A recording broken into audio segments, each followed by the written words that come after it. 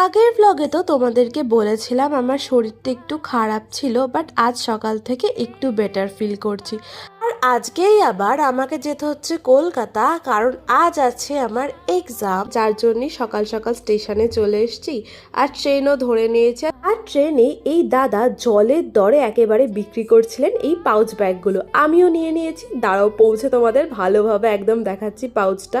এই পাউচগুলো কিন্তু ভীষণ কাজের, ছোট ছোট জিনিস যেগুলো ব্যাগের অলিগলিতে হারিয়ে যায় সেই জিনিসগুলো কিন্তু খুব ভালোভাবে এই পাউচ ব্যাগটাতে স্টোর করা যায়। আর দাঁড়াও, আমি যেখানে এক্সাম দিতে গেছিলাম সেই জায়গা থেকে চারিদিকের ভিউটা তোমাদের দেখিয়ে নি। কি সুন্দর লাগছে না চারিদিকটা।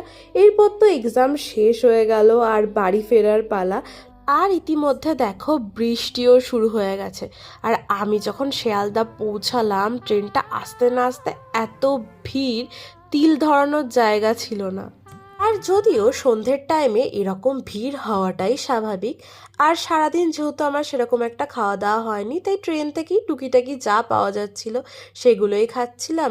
আর রানাঘাটের পর থেকে তো ট্রেনটা জাস্ট এরকম ফাঁকাই হয়ে গেছিল, পুরো কামরাটাই যেন নিজের মনে হচ্ছিল।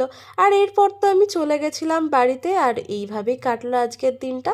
ভালো লাগলে ডু সাবস্ক্রাইব মাই চ্যানেল।